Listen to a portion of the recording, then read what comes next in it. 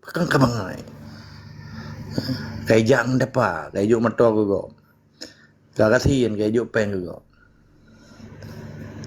Yang kan fakta yang dah pegah orang. Jadi menyertai yang baik pegah-pegah saja. Yang pegah-pegah haju penting. Yang pubu-pubu haju benek dan yang pubu balong. Lepas long kau orang perlu biar perintah pubu. Long urusan pegah. Pegahnya penting. Nyen nata mumat dengan cara-cara Islam. Pegah ke pegah. Nyen janji Allah bah. Nyolah kemah. Kalau amai ayat bak orang ron.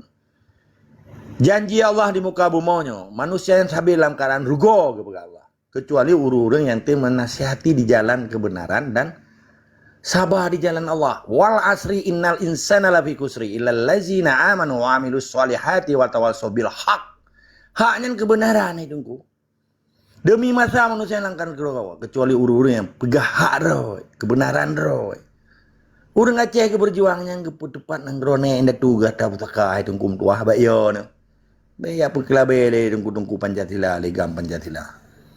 Nunjuk alit mai ke dia. Baik duit Aceh ni. Yang minta untung saya ada darah bangsa Aceh. Ya, pip darah bangsa Aceh. 4. Nunjuk alit mai. Nah. Dan sabar di jalan Allah. Yang baca ayat begana. Allah support tunggu imung baca awal asri. Tanya sikret dah depu sikret dah yakin. Tapi awak yang sabar Quran ni buat. Hai tem. Yang ke tanda-tanda munafik. Ni depu kan ciri-ciri munafik. Pon anak mana hai. Kedua abang ngembui lain.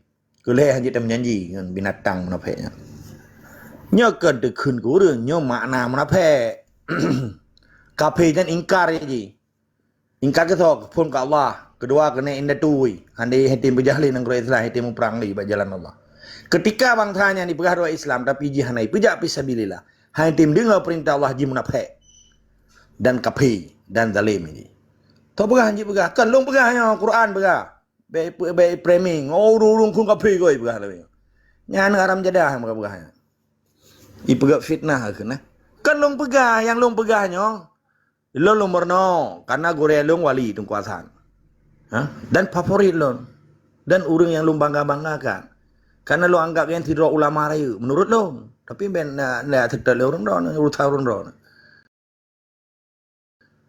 Kuasanya ulama raya, simbol perlawanan bangsa Aceh, pimpinan revolusi Islam di Aceh dan ditutorkannya di dunia internasional. Awalnya ini dengan wali Aceh kudu diskusi yang tentang hantam kegawanya, yang kepegah kebenaran tapi, yang pedomankan Quran. Wate kepegah bah hana keperbiak Quran, kepejelas Quran. Ganyan je gebuh mana Quran. Yang hek ditabui Fatihah ke long jamun ya Aceh. Mata depu dan. Tak depu Fatihah truk ke di luar negara.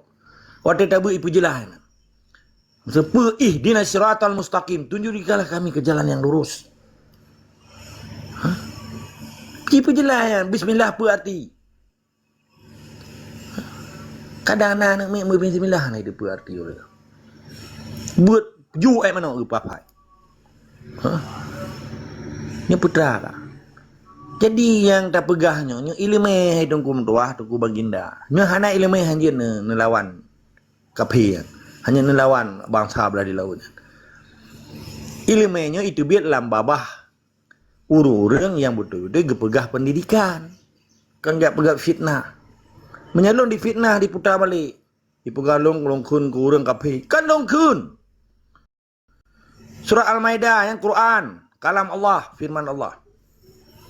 Kelong kun. Karena dia waktu kita berhaba, rujukan katanya, monumen katanya Quran. Yang ke pejuang. Sikap plat yang dia kelamnya Jawa, rujukannya Pancasila. Soalnya tetap Pancasila silakan, hana totam. Tetap Quran silakan, hana totam. Mana nilai? Tetap semangat istiqamah. Semoga orang Aceh yang belajar Quran berjalan di Acehnya.